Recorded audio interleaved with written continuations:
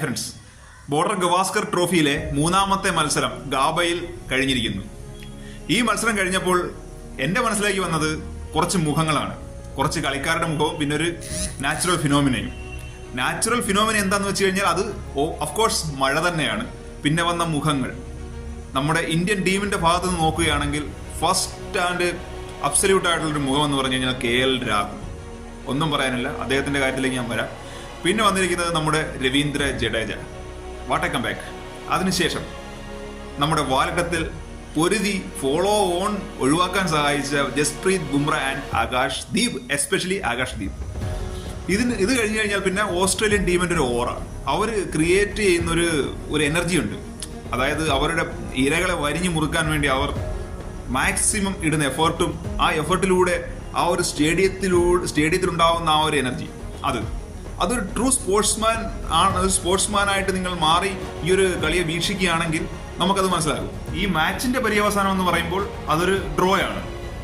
അങ്ങനെ നോക്കുമ്പോൾ ഈ 5 മാച്ച് സീരീസിൽ ഒപ്പത്തിനൊപ്പം നിൽക്കുകയാണ്. ഫസ്റ്റ് പെർത്ത് മാച്ച് ഇന്ത്യ ജയിച്ചു, അഡ്ലേഡ് മാച്ച് ഓസ്ട്രേലിയ ജയിച്ചു, ഈ മാച്ച് ഡ്രോ ആയി. ഇനി 2 മാച്ച് ബാലൻസ് ഉണ്ട്.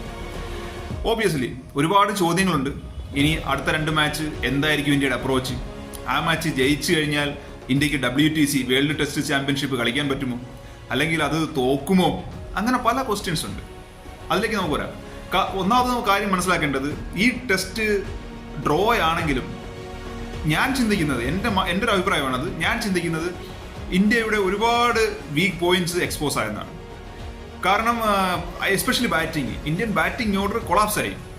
അത് നമുക്ക് യാതൊരു സംശയമില്ല. അത് ആ ഒരു KL രാഹുലിന്റെയും ഈ പറഞ്ഞ രവീന്ദ്ര ജഡേജയുടെയും ആ ഒരു ഇന്നിങ്സ് മാറ്റി നിർത്തുകയാണെങ്കിൽ ഇന്ത്യൻ ബാറ്റിംഗ് മൊത്തമായിട്ട് ഈ ഇന്നിങ്സിൽ ഈ ഒരു ടെസ്റ്റിൽ കൊളാപ്സ് ആയതാണ് നമ്മൾ കണ്ടത്. പിന്നെ പറയേണ്ടത് ഇന്ത്യൻ ബോളിങ്ങിന്റെ അകത്ത് നമ്മൾ വരികയാണെങ്കിൽ Jasprit Bumrah is an absolute killer bowler.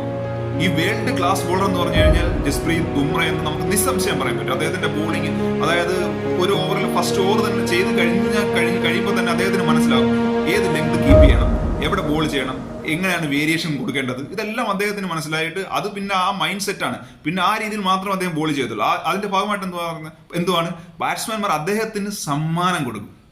അദ്ദേഹത്തിന് സമ്മാനം എന്ന് പറഞ്ഞാൽ അദ്ദേഹത്തിന്റെ ബോളിന് റെസ്പെക്ട് കൊടുക്കുന്നു. അതിനുശേഷം പിന്നെ നമുക്ക് പറയത്തക്ക ഒരു ബോളർ ഇല്ലാത്തത് കൊണ്ടാണ് അവർക്ക് ഫസ്റ്റ് ഇന്നിങ്സിൽ ഇത്രയും വലിയൊരു സ്കോർ പടുത്തുയർത്താൻ പറ്റിയത്. 400 ആൻഡ് എബോവ് സ്കോർ പടുത്തുയർത്തി ഓസ്ട്രേലിയ.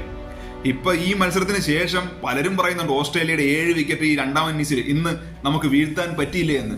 ഞാൻ ഒരിക്കലും അതിനോട് യോജിക്കുന്നില്ല. കാരണം എന്താണ് അങ്ങനെ ചിന്തിക്കുന്നത്? ഓസ്ട്രേലിയ 7 വിക്കറ്റ് പോയെങ്കിൽ അവർ അറ്റാക്ക് ചെയ്ത ആ രീതി നോക്കും, അവർ കളിച്ച രീതി നോക്കും. നിങ്ങൾ എന്തുകൊണ്ട് അവർ അങ്ങനെ അറ്റാക്കിംഗ് ക്രിക്കറ്റ് കളിച്ചു? കാരണം അഗ്രസീവ് ക്രിക്കറ്റ് കളിക്കുന്ന ഒരു ടീമാണ് ഓസ്ട്രേലിയ. അവരെ തോപ്പിക്കുക എന്ന് പറയുന്നത് നമ്മളും ആ ഒരു മൈൻഡ് സെറ്റിലോട്ട് നമ്മൾ മാറിയേ പറ്റത്തുള്ളൂ. നമ്മൾ ആ മൈൻഡ് സെറ്റിൽ മാറിയില്ലെങ്കിൽ നമുക്ക് ഓസ്ട്രേലിയൻ മണ്ണിൽ പോയിട്ട് നമുക്ക് ജയിക്കാൻ പറ്റത്തില്ല. ഓസ്ട്രേലിയ ഇന്ന് ചെയ്തത്, അവർ 7 വിക്കറ്റ് ബോർഡിൽ പോയിട്ടുണ്ട്, പക്ഷെ അവർ ഓരോ ബോളും ഹിറ്റ് ചെയ്ത് റൺസ് സ്കോർ ചെയ്യാൻ ശ്രമിക്കുകയായിരുന്നു. എത്രയും വേഗം റൺസ് സ്കോർ ചെയ്തിട്ട് ഒരു 250 പ്ലസ് സ്കോർ ഇന്ത്യക്ക് കൊടുത്തു കഴിഞ്ഞിട്ട് ഇന്ത്യയെ ചേസ് ചെയ്യാൻ അനുവദിക്കുക ചെയ്തത്. കാരണം ഓസ്ട്രേലിയക്ക് അവരുടെ എബിലിറ്റിയിൽ ബിലീവ്. ഇന്നത്തെ ദിവസം ഫുള്ള് മാച്ച് ഒരുപക്ഷെ നടന്നിരുന്നെങ്കിൽ എന്തായിരിക്കും സ്ഥിതി നിങ്ങൾ ആരെങ്കിലും ആലോചിച്ചിട്ടുണ്ടോ? ഇന്നത്തെ ഫുള്ള് മാച്ച് നടന്നെങ്കിൽ ആരും ആലോചിച്ചിട്ടില്ല.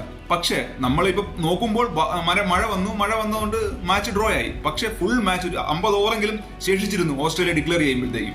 ആ 50 ഓവർ മാച്ചിൽ ഇന്നത്തെ അവസ്ഥയിൽ ന്യൂ ബോൾ, അതായത് പിച്ചിന്റെ കണ്ടീഷനൊക്കെ ഒരുപാട് മാറി. ഈ സാഹചര്യത്തിൽ പാറ്റ് കമിൻസിനെയും മിച്ചൽ സ്റ്റാർക്കിനെയൊക്കെ ഫേസ് ചെയ്യേണ്ടി വരുന്ന ഇന്ത്യൻ ബാറ്റ്സ്മാൻമാരുടെ അവസ്ഥ ഒന്ന് ആലോചിച്ച് നോക്കിയത്. അതും എസ്പെഷ്യലി ഫോം ഔട്ടായി നിൽക്കുന്ന വിരാട് കോഹ്ലി, രോഹിത് ശർമ്മ, മുകളിൽ യശസ്വി ജയ്സ്വാൾ, ശുഭ്മൻ ഗിൽ, ഇവരുടെയൊക്കെ അവസ്ഥ നമുക്ക് പറയാം സ്റ്റാറ്റൊക്കെ വെച്ചിട്ട് രോഹിത് ശർമ്മ വന്നിട്ട് അടിച്ച് 200 റണ്ണല്ലോ ജയിക്കുന്നു. പക്ഷേ ഒരു ഗ്രൗണ്ടിൽ സ്പെഷ്യലി ആ ഒരു ക്രൗഡിന്റെ മുമ്പിൽ ഇത്രയും വലിയ റെസ്പോൺസിബിലിറ്റി എടുത്തുകൊണ്ട് അങ്ങനെ നിൽക്കുമ്പോൾ, അതും ടെസ്റ്റ് ക്രിക്കറ്റിൽ അത് അത്ര ഈസി അല്ല നമ്മൾ വിചാരിക്കുന്നത് പോലെ.